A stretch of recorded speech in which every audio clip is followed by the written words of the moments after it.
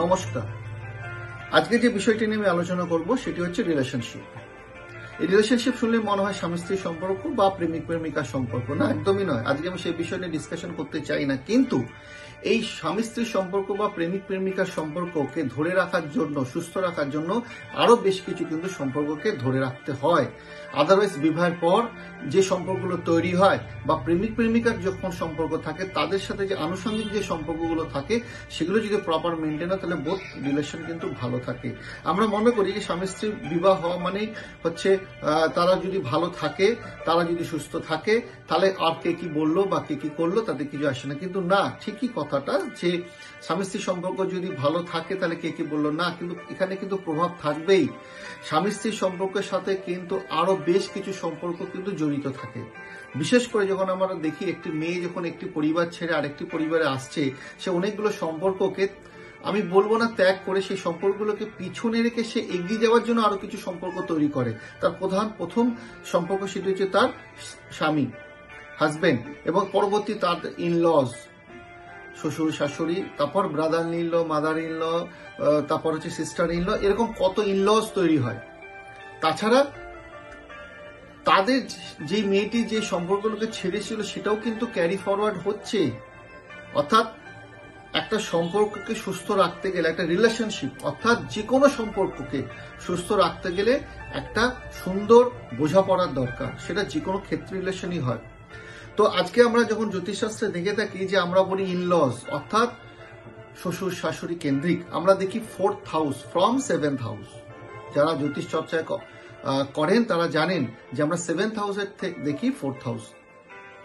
আবার আমরা কিছু কিছু ক্ষেত্রে দেখি থাকি হচ্ছে মাদার ইনলকে কোথা থেকে দেখি, সেটা হচ্ছে 9th house from 7th house. Sister enol, brother enol আমরা সেম ভাবে পঞ্চম ঘরকে দেখি, সেটা হচ্ছে 11th house from 7th house. কিন্তু সবচেয়ে বেশি ইম্পর্টেন্ট যেটা নিয়ে আমি আজকে আলোচনা করব সেটা হচ্ছে 11th হাউস। আজকে এই 11th হাউসের স্বামী স্ত্রী বা শ্বশুর শাশুড়ি কেন্দ্রিক বাদ দিয়ে যদি আমি দেখি, সেটা হচ্ছে একটা সম্পর্ক যেটা হচ্ছে সোশ্যাল সার্কেল, একটা হচ্ছে গ্রুপ অ্যাসোসিয়েশন, একটা বড় সার্কেল, যে সার্কেলটা একটা জীবনের সাথে ওতপ্রোতভাবে জড়িত। তার মধ্যে প্রথম সার্কেল হচ্ছে ফ্রেন্ড সার্কেল, তারপর কলিগদের সার্কেল, রিলেটিভদের সার্কেল, তারপর হচ্ছে ইনলজরা তো আছেই, ওটা তো কমন।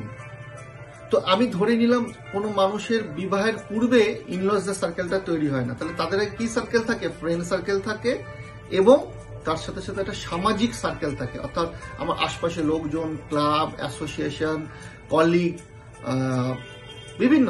আমি যে ঘুম থেকে উঠে যখন সকালে যে বাড়ির যারা দুধ দেন, তারপর হচ্ছে যারা বাঁশি বাজিয়ে নোংরা ফেলার জন্য বাঁশি বাজান, বা তারপর আমি বাজার করতে গেলাম রিক্সা চড়ে, এই মানুষগুলোর সাথে কিন্তু আমাদের একটা সম্পর্ক তৈরি হয়।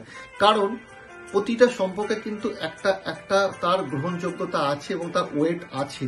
যে কাজ করুক না কেন, সে যখন আমাকে তার দৈনন্দিন জীবনের মধ্যে তার কিছু ভালো অংশ আমাকে দিচ্ছে, অর্থাৎ তার প্রতিও আমার একটা দায়বদ্ধতা বা দায়িত্ববোধ বা কৃতজ্ঞতা বোধ থাকে। অপোজিট, বোথ সাইডে।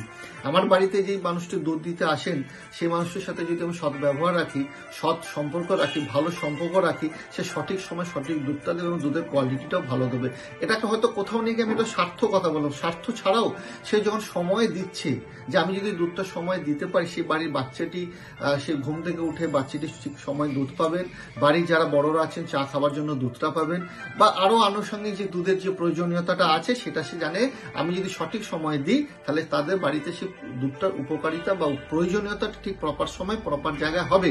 আমি যদি কোয়ালিটিটা কোয়ালিটিটা সে কি করে মেনটেন করবে? কোয়ালিটিটা মেনটেন তখনই করে, একটা তো তার বিজনেস পলিসি এবং তার সাথে সাথে সম্পর্ক। যিনি পেপার দেন তিনিও যদি সঠিক সময় পেপারটা না দেন, তাহলে কিন্তু তার সাথে আমি কদিন পর বলবো, ভাই তুমি আমার আর পেপার দিও না, কারণ তুমি যেই সময় পেপারটা দাও আমি আর পড়ার সুযোগ পাই না, আমার কর্মজীবনে ব্যস্ততার জন্য আমি ব্যস্ত হয়ে পড়ি, আমি পেপার পড়া পাইনি। অর্থাৎ এবং সে সঠিক সময় কখন দেবে? যখন আমি তার সাথে সম্পর্কটাকে একটা মধুর রাখবো। তো আমাদের জ্যোতিষশাস্ত্রে আমরা বলি 11th হাউস, এখানে আমাদের social gathering, friend circle, group circle, এই যে বিষয়গুলো আছে সেই সম্পর্কগুলোকে আমরা তুলে ধরি। তো আমরা একটা কথাই জানি যে নদীর এক পার ভাঙে আর এক পার গড়ে। হ্যাঁ, অনেকেই বলবেন যে যে কোনো সম্পর্ক চিরস্থায়ী নয়, সেই সম্পর্কের মধ্যে হচ্ছে কিছু সম্পর্ক ভাঙে, কিছু সম্পর্ক গড়ে। শ্রীমদ্ ভগবত গীতাতেই উল্লেখ আছে যে আমাদের জীবন হচ্ছে পরিবর্তনশীল জীবন, এটা আমাদের মেনে নিতে হবে। কিছু সম্পর্ক হচ্ছে কালের নিয়মে শেষ হয়ে যায়, কারণ জন্ম যখন হয়েছে মৃত্যু অনিবার্য। তো সেই যে সম্পর্কগুলোকে আছে, সেই সম্পর্কগুলোকে কিন্তু ধরে রাখতে গেলে এই যে জন্ম থেকে মৃত্যুর মধ্যে যে টাইমটা আছে, যে টাইম ফ্রেমটা ঈশ্বর বেঁধে দিয়েছেন, সেটাকে সুস্থ রাখার দায়িত্ব কিন্তু প্রত্যেকটি মানুষের। একটি মানুষ তার সম্পর্ক মেনটেন করবে, অপর মানুষটি হচ্ছে সম্পর্ক মেনটেন করবে না, এক দিক দিয়ে সম্পর্ক ধরে রাখা যায় না।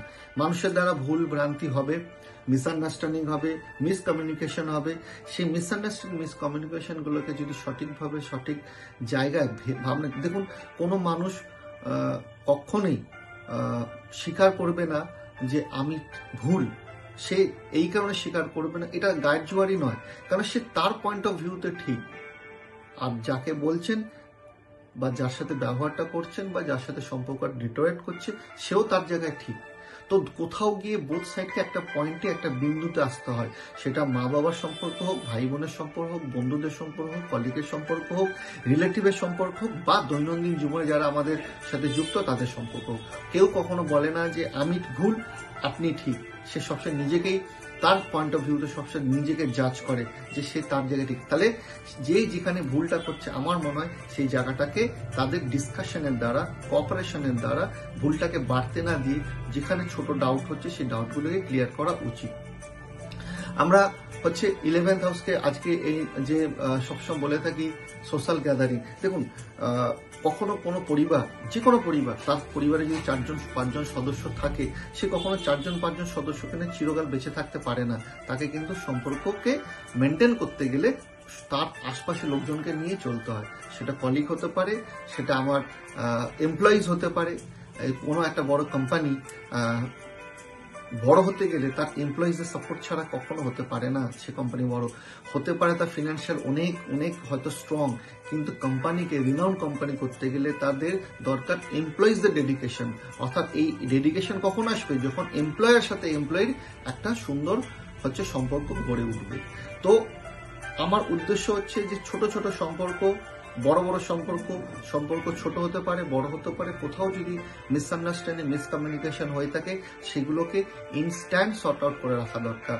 কারণ সেটাকে যদি বাড়তে দেয়, যে সম্পর্ক কিন্তু হচ্ছে ডেটোয়েট হতেই থাকে। কারণ যখন সম্পর্ক ভালো থাকে তার খারাপটাও ভালো লাগে, আর যখন সম্পর্ক খারাপ হয়ে যায় তার ভালোটাও কিন্তু তখন চোখে পড়ে, খারাপ লাগে। তখন সে মনে করে আমি হয়তো অনেক ভুল করেছি, আমি হয়তো এটা করা উচিত হয়নি। সেটা তার পয়েন্ট অফ ভিউতে সে ভাবছে আমি ঠিক, আর যে যার সাথে করছে বা অপোজিট মানুষটা, সেও ভাবছে সে তার পয়েন্ট, অর্থাৎ তারা মিটিংয়ে আসতে পারছে না। আবার কিছু মানুষ আছেন যাদের মধ্যে, বিশেষ করে পরিবারের মধ্যে দেখা যায় কিছু মানুষ আছেন, যেটা আমি আমার ব্যক্তিগত কর্মজীবনে দেখেছি, যে কারো দ্বারা নিয়ন্ত্রিত হয়ে যাচ্ছে, কারো দ্বারা প্রভাবিত হয়ে যাচ্ছে। সেই মানুষগুলোকেও কিন্তু আপনাকে আইডেন্টিফাই করতে হবে। তার সাথেও সম্পর্ক খারাপ করবেন সেটা নয়, তাকেও জায়গাটা রিয়ালাইজ করতে হবে বা নিজেকে বুঝতে হবে যে কোনটা ঠিক কোনটা বেঠিক। তো সে কারণে আমি বলবো, সবসময় যেমন আমরা রিলেশনশিপ যদি বাবা মার সাথে খারাপ হয়, ভাই বোনের সাথে খারাপ হয়, স্বামী স্ত্রীর সাথে খারাপ, সবচেয়ে বেশি প্রায়োরিটি দিই স্বামী স্ত্রী বা প্রেমিক প্রেমিকা। এই সম্পর্ককে যেমন প্রায়োরিটি দেবেন, অন্যান্য সম্পর্কগুলোকেও প্রায়োরিটি দিতে হবে। তাহলে আমাকে ঠিক করতে গেলে সেই সম্পর্কগুলোকেও ঠিক করতে হবে, কারণ আমাকে সুস্থ থাকতে হবে, আমাকে ভালো থাকতে হবে। সুস্থ থাকতে গেলে, ভালো থাকতে গেলে, জীবনটাকে সুন্দরভাবে অতিবাহিত করতে গেলে আমাকে আমার সম্পর্কটাকে ভালো রাখতে হবে। তাই সবসময় আমি আজকে যেটা আপনাদেরকে জানানোর চেষ্টা করছি যে 11th হাউসকে কিন্তু গুরুত্ব দিন। কারণ 11th হাউস গুরুত্ব দিলে আপনার যখন আশপাশে লোকজন ভালো থাকবে, আপনার সাথে যখন আশপাশে মানুষজন কোঅপারেট করবে, তখন দেখবেন আপনি নিজে ভালো থাকছেন। অর্থাৎ স্বামী স্ত্রী প্রেমিক প্রেমিকা ছাড়াও 11th হাউসের যে সোশ্যাল যে আমাদের সার্কেল আছে, সেই সার্কেলটাকেও ডেভেলপ করার জন্য আপনারা জ্যোতিষীর পরামর্শ নিন, ঈশ্বরের কাছেও প্রার্থনা করুন যাতে আপনাদের সেই সম্পর্কগুলো যেন সুন্দর থাকে, সুস্থ থাকে। আর জ্যোতিষ শাস্ত্রের প্রত্যেকটা সম্পর্কের হাউস আছে, সেই হাউস যদি কোনো গ্রহদের দ্বারা ডিস্টার্ব হয়ে থাকে, বিশেষ করে অষ্টম ঘরে যদি রাহুকেতুর দ্বারা ডিস্টার্ব হয়ে থাকে, অষ্টম ঘরে যদি কোনো ব্যক্তি আমি বারবার বলছি, অষ্টম ঘরে কোনো ব্যক্তি যদি রাহু কেতু বসে থাকে এবং সেই ঘরটায় কিন্তু টেনশন ক্রিয়েট করে, এই টেনশনটা ক্রিয়েট করে আউটসাইড প্রবলেমটাকে ইন হাউস নিয়ে এসে সে প্রবলেমটাকে তৈরি করে এবং সেটা বাড়তে থাকে। অর্থাৎ বাইরের প্রবলেমটা বাড়িতে এসে সেইখান থেকে আবার বাড়ির প্রবলেমটা শুরু হলো। তো সেখানে আমাদের 8th হাউসকে 11th হাউসকে এগুলোকে নজর দিতে হবে। আর সবচেয়ে বেশি মনে রাখতে, জ্যোতিষশাস্ত্র তো আছেই, তার সাথে নিজেকে ভালো রাখার জন্য, নিজেকে সুস্থ রাখার জন্য, নিজেকে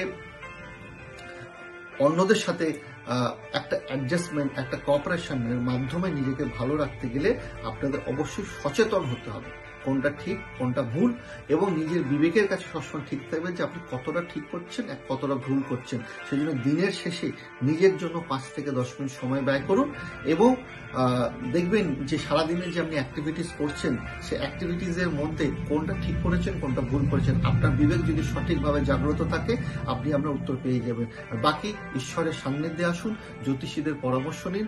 যদি জ্যোতিষশাস্ত্র অনুযায়ী কোনো আপনার হরোস্কোপে কোনো প্ল্যানেটারি পজিশন, কোনো দশা বা কোনো গ্রহগতভাবে কোনো হাউস ডিস্টার্ব হয়েছে, সেগুলোকে রেকটিফিকেশন করুন। শুধুমাত্র স্বামী স্ত্রী নয়, শুধুমাত্র প্রেমিক প্রেমিকা, প্রত্যেকটা সম্পর্ককে ধরে রাখার, প্রত্যেকটা সম্পর্ককে বাঁচিয়ে রাখার, প্রত্যেকটা সম্পর্কে সুন্দর করে রাখার দায়িত্ব প্রত্যেকটি মানুষের।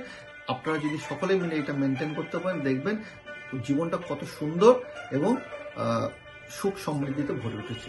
ধন্যবাদ, ভালো থাকবেন, সুস্থ থাকবেন, সম্পর্ককে বাঁচানোর দায়িত্ব প্রত্যেকের।